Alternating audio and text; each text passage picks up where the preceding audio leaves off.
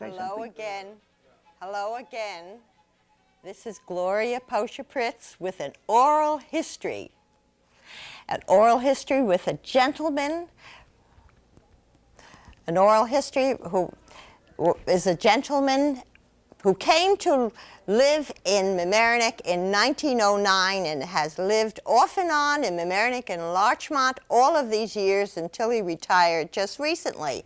And so I'd like to introduce Mr. Edward Greeman, who is going to be 94 next week. This is on June 30th, 1993. He's going to be 94. And so, Mr. Greeman, I'm going to call you Teddy, Yes, as you by all have been means. called Teddy by your father.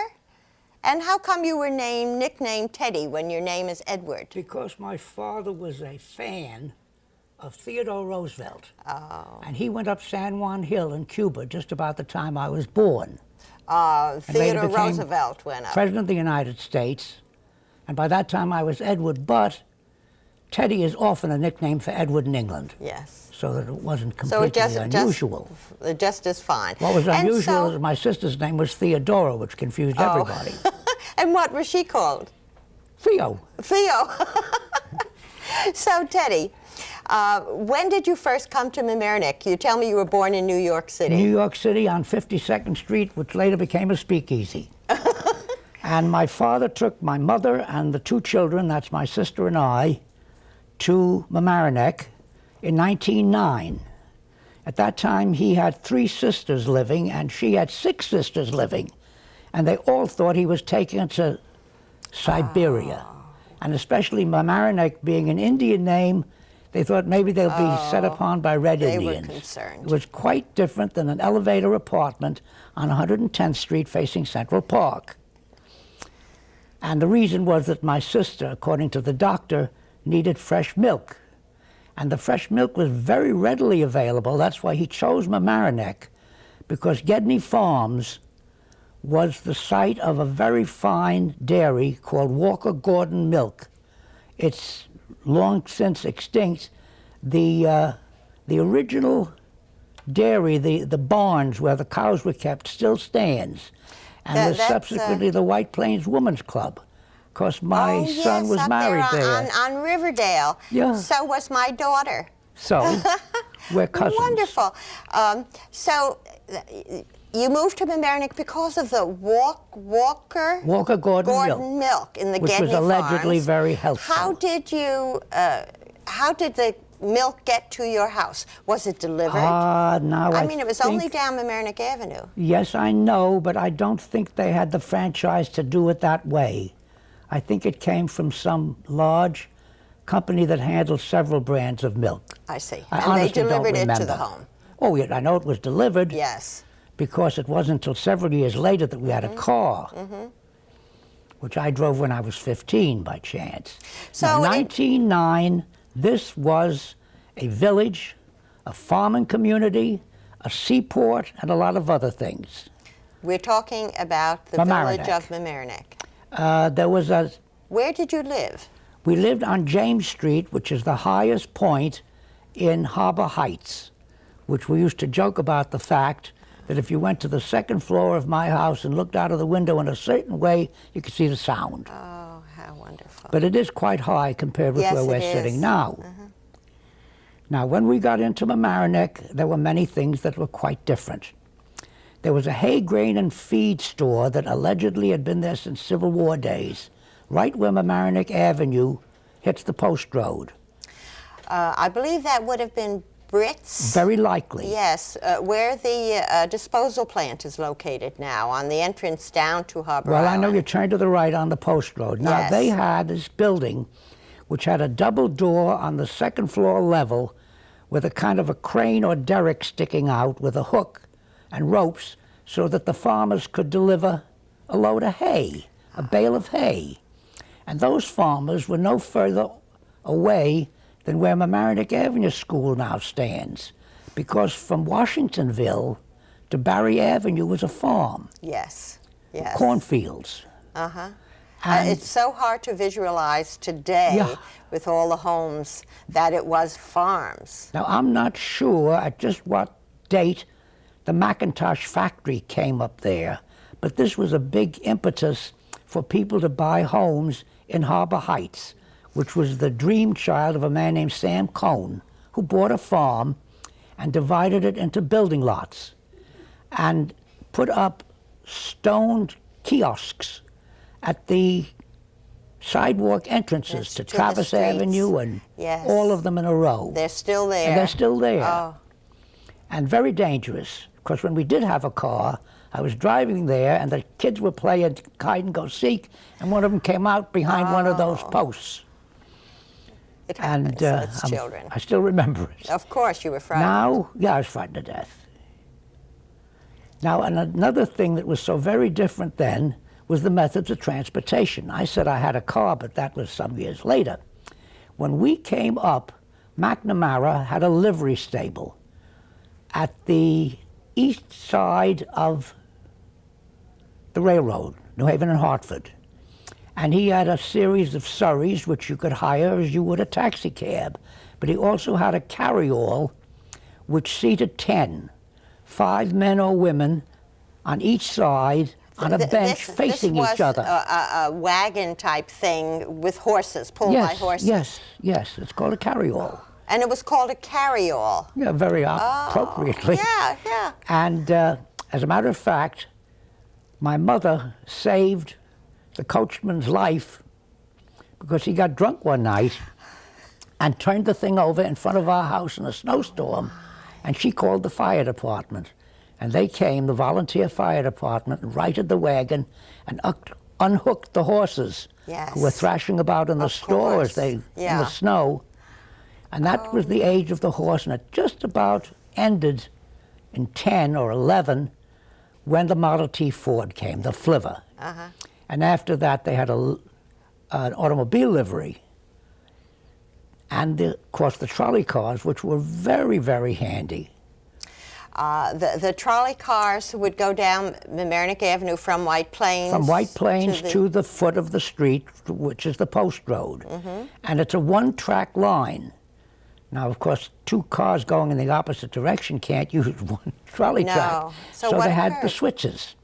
There was one in Gedney Farms, there was one in Rosedale, and there was one in Harbor Heights. At Travis Avenue, the track would divide, and the northbound trolley could set here while the southbound trolley went past. Down. Oh, I never And that was very heard of good that. for my How father, because he wonderful. just about finished shaving, and then he ran like hell down to get the trolley to the station in the morning. Do you know how much it costs? A nickel. A nickel, of course. There was a trolley I interspersed at this time from New York to Boston. It went once a day, cost $2.50. And 50 times or 100 times, I don't know how often, the conductor would come through as they went to another zone and get another nickel. And it went to Stamford and Bridgeport and New London. And you could go from New York to all the way to Boston on the trolley. How long would it take? I would assume. The whole day, about 10 hours. But that's not bad. It's not bad at all. And very cheap. Of course. My grandfather spent $25 to come up on the trolley car from Harlem to Larchmont. That was much later. Yeah, that was much later. Yes, yeah. So, now we got as far as Mamaroneck Public School. Tell me, the schools.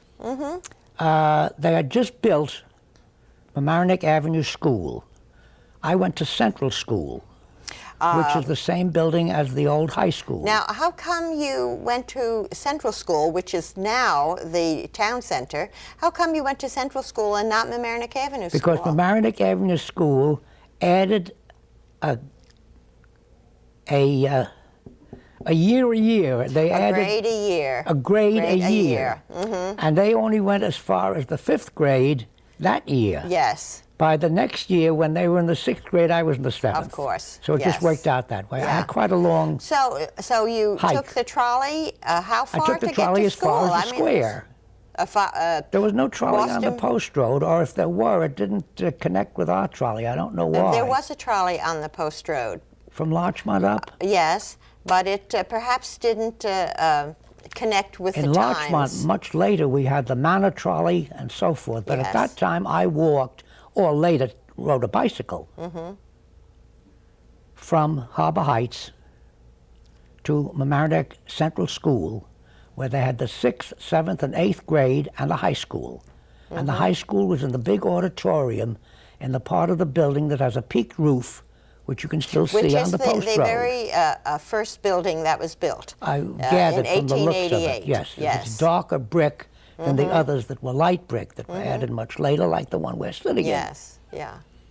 Now we had, at that time, a superintendent of schools, Mr. McCandless, of blessed memory, and he had some idées fixes. For example, he didn't believe children should eat candy. And there was a penny candy store across the post road from the school.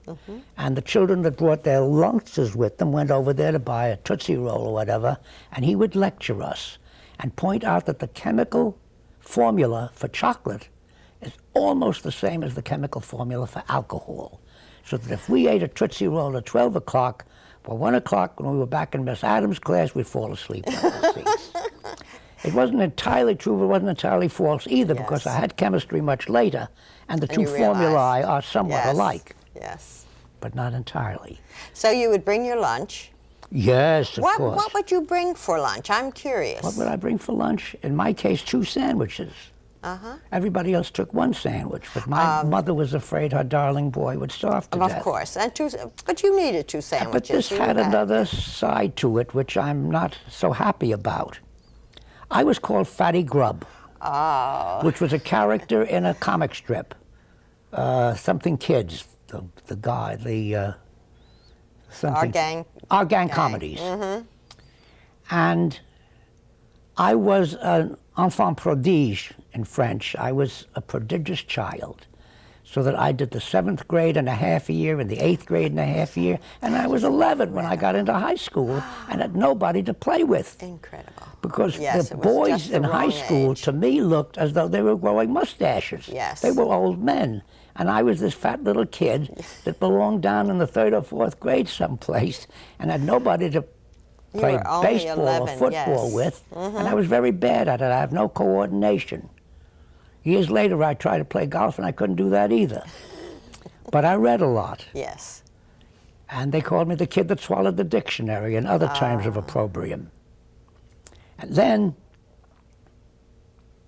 just before I got out of high school, no, the year after I got out of high school, we went to civilian training camp in Plattsburgh, New York. Before you tell At us 16.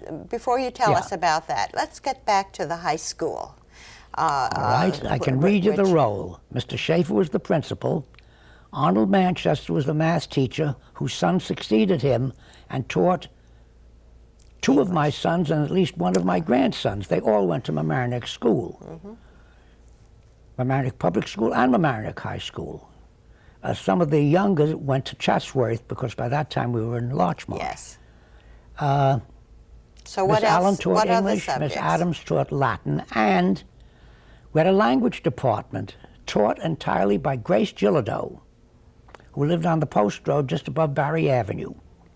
A lovely girl who... Young woman. Young woman, unmarried, and the signature of all eyes. Her father had a very profitable hat store on Fifth Avenue. They were very well known. Lovely big house. She taught French, German, and Spanish. And as there are 5 days in the week and 6 periods in each day, that's 30 periods of language. And she would teach German from 9 to 10, French from 10 to 11, and Spanish from 11 to 12. Now, she could not speak fluently in any of these languages, but she had the textbook. She was an excellent So teacher. as you came in, if she were teaching French, she'd say, "Bonjour, mes enfants." And if you went to the next class, she'd say, "Guten Morgen, Yeah. gnädige Fräulein." And we all adored How wonderful that all of those languages were Yes, available at yes. the time. her. Spanish was not popular. Spanish had visions of Cuba, whom we had only recently Yes. defeated in the Cuban uprising, Yes. and Puerto Rico, which had become part of the United States. It was a toss between German and French. And the French were characterized by a sentence in the book, they are fond of light wines and dancing. Yeah. So you had this vision of a Frenchman kicking a top hat in a Moulin Rouge sort of place. But German was the language of Beethoven and Bach. We didn't know then about a few others that were not so salubrious. Do you realize that at that time, we had German immigrants that arrived here about 1890 to work in some of the factories. And they did have the Lutheran Church, and services and instructions were held in German. So that German at the time was quite important for people to know. Well, later I went to Allentown training camp, and there I met the Pennsylvania Dutch. And they speak a language which is incomprehensible to everyone, including themselves. Their own. But they are not German. Yeah. They're from the Palatinate, from South Germany. And they have a language all their own, and customs, and of course religion, with the women with the hoods. Yes. And they're still using horse-drawn buggies. Yes, well that's the Amish. That's the Amishmen. Not the Pennsylvania Dutch. My husband's Pennsylvania Dutch. Well, they did not use I'm those. sorry, mixed the two but indiscriminately. Whatever. But Allentown, Reading, and Emaus. Amish country. So back to the high school. Back to the high school. Do you remember anything memorable about the graduation exercises at all? How many were in your class? 21. Because I was 7th, and I was very proud to be in the first third.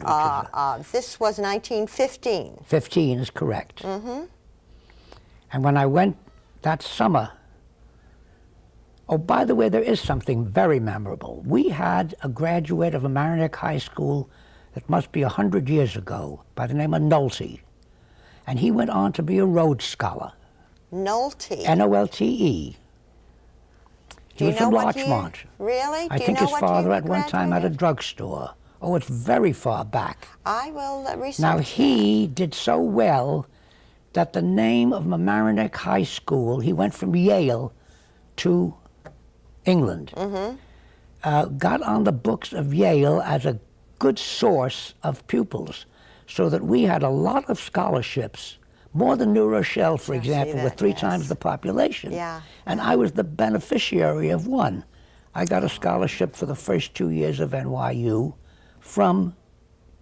Because of this, And he came up, the dean, I should remember his name, but I don't, and presented the scholarship award about a week before graduation. Oh, it was very, very lovely.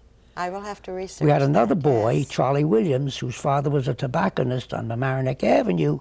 Everybody should remember John Williams Cigar Store. Do you remember where it was located? Oh, yes, very much. Coming under the tracks and coming up on the right-hand side, there's a spit of land which also had a primary school as far back as the turn of the century. That would have been the Depot School. Yes. Where Mount Pleasant Avenue and Mamaroneck Avenue where they joined. Now, he was in one of the first 2 or 3 buildings after that, on that side of the street. And as he has long since gone to meet his maker, I will reveal that he was a bookmaker. Oh. And I do not mean those kind of books. This was the place where all of Mamaroneck could go to put $2 on a horse's nose. Oh, really? And Isn't that interesting? It is very interesting. It happened in those days, too. Oh, very much so. And Charlie graduated with me and also got a scholarship because of the beneficence of NYU. And then in the middle of our second year, the United States declared war on Germany, although Mr. Wilson had said we were very much opposed to anything like that. What did you do in between the time that you graduated and you volunteered to go into Well, I was service? at NYU. That's right, the 2 years at NYU. It was the end of my sophomore year, and there was no GI Bill of Rights. No. But the authorities let me take the exams, and I had a deal. If I got a passing mark, they gave it to me. If not, well, I had no trouble, as a matter of fact. And then 2 years later, by the long arm of fate, I came out of the Army, got back to New York in May, was demobilized, and went in and took my junior exams after not attending classes, and got much better marks than when I attended classes. Because we hadn't listened for 10 years to the professor droning on and on and falling asleep in your seat. So you volunteered to go into the Army for how many days after war was declared? It's worth repeating in 1917. because it's indicative of our country, of which I am inordinately fond. When the United States declared war, Papa Joffre, a French general of renown, came here and told the president, what we need is Americans in American uniforms to pick up bolster the French and the English, who were being beaten rather badly. And he said, we have a standing army of 175,000, and we need them to train the army of 1 million that we're going to send over next year. But the one thing that American boys of that era could do, which the French were never as good at, is drive a car, because we all had cars. They had limousines with a paid chauffeur. Of course. But not like this. So when did you first learn to drive? Hemingway went over. Yeah. And I learned when I was 15. 15. I drove my mother and baby sister to You did not need a license. No. If you owned the car, you had a license. Yes. Yes. It was very simple. So you volunteered, and what occurred? And it was not that popular because they were also taking volunteers for the tanks, and the tanks were very glamorous. In fact, one of my best friends died in one. But we had 35, and our lieutenant wanted to be a captain. And he learned in the recruiting station that if he enlisted 105 men, he'd be the captain of a brigade. He was the football doctor, the man that goes out on the field with a little bag when somebody starts playing football at NYU. Yeah, the doctor. Yeah. Sure. Dr. Whitney. And now to get this 105 men, they went all over. We had taxi drivers, we had short order cooks, mixed in with the college boys, which was a blessing. Because when we got overseas and there were loud noises due to explosions taking place, not all the college boys did as well as the taxi drivers. Yes, yes. Sure. So I was very fortunate.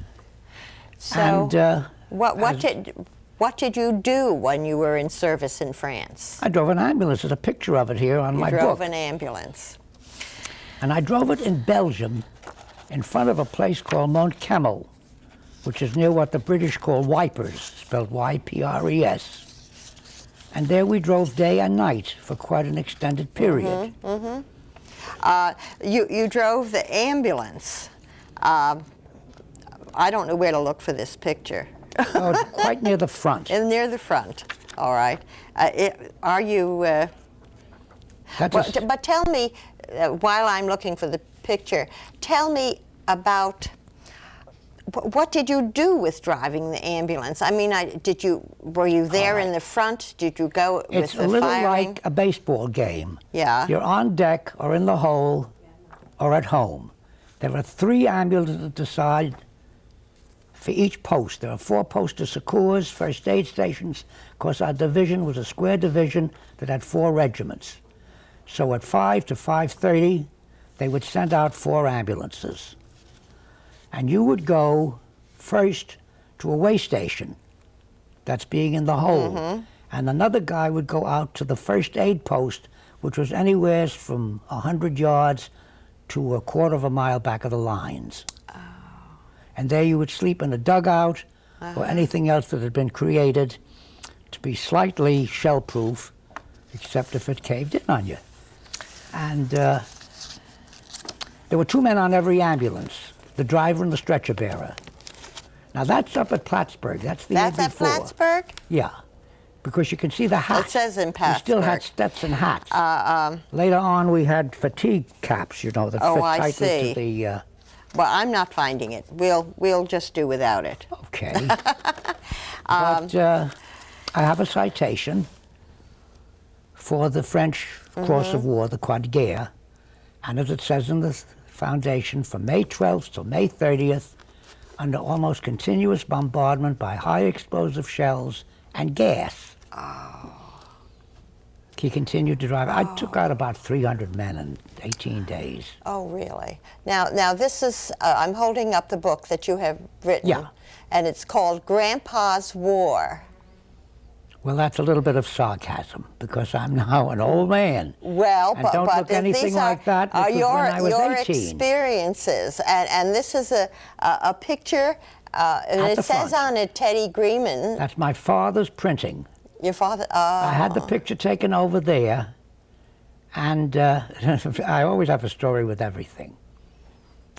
Somebody said, hey, there's a guy here with a camera. And I was not dressed. So I put on my blouse, as that article of raiment is called. But I don't think I had anything below it. I think I had my underwear on, and I said, well, tell him to hold the camera up. Nobody see that. Now, when I came home, I had a studio picture taken, which was on the back of that book. And there I look ever so handsome. Oh, here you are. Yeah, now I'm 19. Debonair, yes. Yes. And we have the coq de gale, the rooster of France, on our shoulders. Wonderful. So we don't have too much time left. I'd like you to tell me about this painting that you did. Tell me about it. During the 30s, particularly around the beginning of the 30s, when the Depression was deepening, some financiers in New York had a brilliant idea to build a railroad to compete with the New Haven. So they started the New York, Westchester, and Boston. It didn't go to Grand Central. That's what they were trying to avoid, because the New York Central was charging the New Haven a big piece of money. They started in the Bronx at West Farms. They came up as far as North Avenue, New Rochelle, and split. And one branch went up through Gedney up to White Plains. To White Plains, and the other branch went alongside of this railroad, New Haven, as far as Poccia Railroad Station. And so then what is this? That was our old and beautiful railroad station. The Larchmont Railroad Station. And those white columns were part of the supports for the not the railroad itself, but the platform. And as you see, there are ties, which I may have put in for local color, and parts of the girders. They were tearing it down, and fortunately I put the date 57. It was 30 years. You could go to West Farms for 35 cents. Oh my goodness. And of course, what did you do after going to West Farms? Then what did you do, take the subway? Yes, there was a subway. It was the head of the subway, the Lexington Avenue subway. Oh, I see. Which Fine. I may have mentioned was built when I was still here in Mamaroneck Public School. They built the Lexington Avenue subway, and they brought up all the stone. Stone, from digging the ditch for the subway, and they poured it into Mamaroneck Harbor, leaving a safe channel for the Irene E. Lane Davis, which was the boat that went once a day, a freight boat, bringing produce from Mamaroneck to the Bronx market, and bringing up building materials that went to brewers who had a lumber yard right there, and still there where the Mamaroneck River went into the So that the debris from the tunnel, digging Harbor Island, and then they covered it with dirt, and then we had a baseball field, and everything else that we know. So you recall the island being very tiny. Oh yes, it was mud. It was mud. Well, I used to sing songs about it with what songs? What's oh no, they're not. No, but it is a fact. Everybody Harbor Island was just mud flats at the time, and it was an island surrounded by. Well, it smelled badly because it was the oysters and clams. Right. Well, Teddy, this has been absolutely wonderful. Hearing about your experiences. You're thrilled that your father had to come here to Mamaroneck in 1909 because you've had a good life here? That I have. Anything special you'd like to leave us as a final? Well, I think Mamaroneck is unique, although a lot of other people have tried to have it, It's the bedroom of Wall Street. Yes. You can go to New York all day It and is come so home close. here, and it's Yes. so beautiful and pleasant at night. In addition to Wall my Street, son is you still have doing the it, and theater. two of my grandsons. Yes, that's wonderful. Thank you so Thank very, you, very too. much. Very much, Thank you so much, I'm Teddy. delighted to have been of some. Edward Greeman. His book, Grandpa's War, is available in Anderson's bookstore. On Chatsworth Avenue. And I'm Gloria Pritts saying thank you for listening and see you next time. Are we finished? No. Not